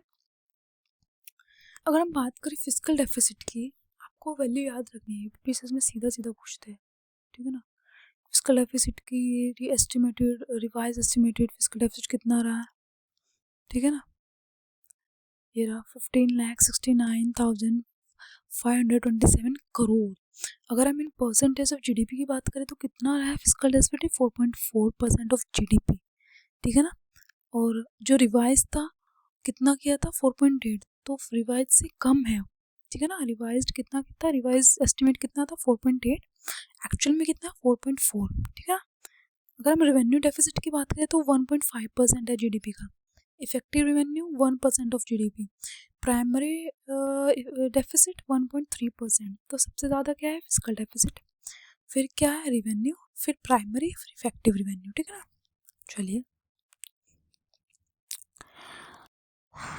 वैल्यू भी याद कर लीजिए, करना है तो जैसे रेवेन्यू हमने फिजिकल डेफिसिट की वैल्यू देखी, ठीक है ना। अब रेवेन्यू डेफिसिट की देख लेते हैं, और इधर ये प्राइमरी डेफिसिट की देख लेते हैं, ठीक है। चलिए हाँ ये देखते हैं, ये जो टोटल एक्सपेंडिचर कितना है गवर्नमेंट का, इतना है 47,16,487 करोड़ टोटल एक्सपेंडिचर। अब देखते हैं टोटल कैपिटल एक्सपेंडिचर कितना है इसमें से capital expenditure, revenue expenditure, capital expenditure दो होते हैं, तो कैपिटल एक्सपेंडिचर कितना है 10,18,429 करोड़, ठीक है ना, इतना है कैपिटल, टोटल कैपिटल एक्सपेंडिचर, ठीक है। टोटल रिसीप्ट कितना है, इतना है 48,20,500 करोड़, ठीक है। कैपिटल एक्सपेंडिचर देखें तो कितना इंक्रीज हुआ है, इतना, तो लिख सकते हैं कि capital expenditure decreased by this much, नहीं it is increased. Usually year on year improvement ही होती है, ठीक है ना, ऐसा मान के चले। स्टेट को इतना ट्रांसफ़र किया, ठीक है, 25,01,284 करोड़। अब हम देखते हैं कि जो रुपीज जो गवर्नमेंट जो बजट बनाती है वो पैसा कहाँ से आता है, जो स्पेंड करती है, ठीक है ना, डिफरेंट सेक्टर्स को जो एलोकेट करती है, ठीक है ना, उस वो बजट की बात करते हैं। सबसे ज़्यादा जो पैसा आता है ना वो बोरोइंग्स एंड अदर लाइबिलिटीज से आता है, किससे आता है, बोरोइंग्स एंड अदर लाइबिलिटीज से 24%, उसके बाद आता है इनकम टैक्स से 22%, उसके बाद आता है GST एंड अदर टैक्सेस से 18%, फिर आता है कॉर्पोरेट टैक्स 17%, ठीक है ना, फिर आता है नॉन टैक्स रिसीप्ट से 9%, फिर आता है यूनियन एक्साइज ड्यूटी से 5%, ये 9% है नॉन टैक्स रिसीप्ट, ठीक है ना, यूनियन एक्साइज ड्यूटी से 5%, कस्टम से 4%, नॉन डेब्ट कैपिटल रिसीप्ट से 1%, ठीक है ना। और पैसा जाता कहाँ है, सबसे ज़्यादा खर्च किस चीज़ पे होता है, तो वो state share of taxes and duties, ठीक है ना, जो स्टेट्स को जो सेंटर पे कर रहा है ना टैक्सेस और ड्यूटीज़, उसमें 22%, ठीक है। इंटरेस्ट पेमेंट, उसके बाद इंटरेस्ट पेमेंट 20%, उसके बाद सेंट्रल सेक्टर स्कीम 16%, उसके बाद डिफेंस 8%, उसके बाद सेंट्रल स्पॉन्सर्ड स्कीम 8%, उसके बाद finance committee and other transfers 8%, फिर अदर एक्सपेंडिचर, फिर सब्सिडीज, फिर पेंशंस, ठीक है ना। तो आपको शेयर याद रखना है कि सबसे ज़्यादा शेयर किसका है, रुपीज़, सबसे ज़्यादा पैसा कहाँ से आता है, उसका डिक्रीजिंग ऑर्डर याद रखना है। सेम वे एक्सपेंडिचर जो सबसे एलोकेट किया जा रहा है जो मनी, उसमें सबसे ज़्यादा किसको एलोकेट किया जा रहा है, उसका भी डिक्रीजिंग ऑर्डर याद रखना है।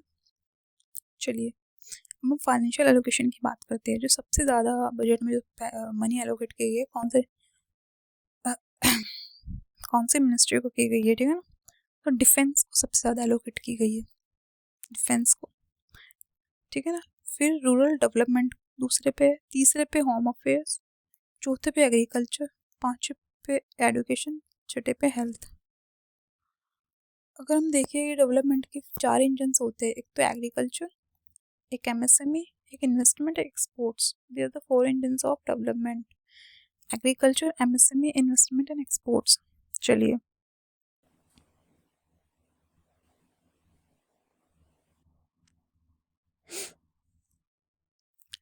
Four engines of development, agriculture, MSME, investment and exports में टूरिज्म घुसा देंगे, कुछ भी घुसा देंगे, आपको याद रखना है, ठीक है। जो पीएम धन धान्य कृषि योजना है, उसका एम क्या है? उसका एम है टू डेवलप 100 एग्री डिस्ट्रिक्ट, ठीक है। Kisan credit card loan enhance to 5 lakh. Mission for cotton productivity कितने ईयर का है? 5 साल के लिए है। पल्स मिशन जो लॉन्च किया है, किन किन दालों पे फोकस कर रहा है? तुर पे, उड़द पे, मसूर पे, ठीक है ना। मैक्सिमम लिमिट जो है माइक्रो एंटरप्राइजेस की, वो 2.5 करोड़ है, ठीक है। Maximum investment limit for micro enterprises कितने? 2.5 करोड़। चलिए, अब हम देख भी लेते हैं माइक्रो, स्मॉल और मीडियम की इन्वेस्टमेंट और टर्नओवर। चलिए, माइक्रो का इन्वेस्टमेंट 2.5 करोड़, स्मॉल का इन्वेस्टमेंट 25 करोड़ और मीडियम का इन्वेस्टमेंट 1 to 5 करोड़, ठीक है। ऐसे टर्नओवर देखें तो माइक्रो का टर्नओवर 10 करोड़, स्मॉल का टर्नओवर 100 करोड़, मीडियम का टर्नओवर 500 करोड़, ठीक है ना। कितने अटल टिंकरिंग लैब को क्या बोलते हैं अभी तक इंडिया में बने हैं? 50,000, ठीक है ना। हम आउटले की बात करें, गवर्नमेंट ने कितना आउटले किया है centre for excellence in artificial intelligence for education में? तो 500 करोड़ इसके लिए एलोकेट किया है, ठीक है ना, centre for excellence in artificial intelligence for education. चलिए, 86 lakh loan. PM Svanidhi scheme के अंदर कितने लोन्स डिस्ट्रीब्यूट किए गए? 86 लाख लोन्स, ठीक है। मिशन पोषण 2.0 की बात करें तो it was to upgrade 2 lakh anganwadi mission पोषण।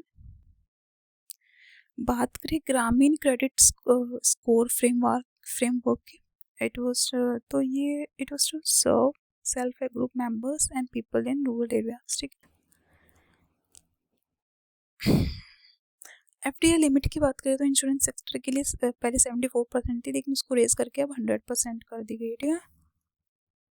चलिए, जन विश्वास बिल की बात करें 2.0, it aims to Jan Vishwas bill 2.0 aims to decriminalize more than 100 provisions in various laws, ठीक है ना।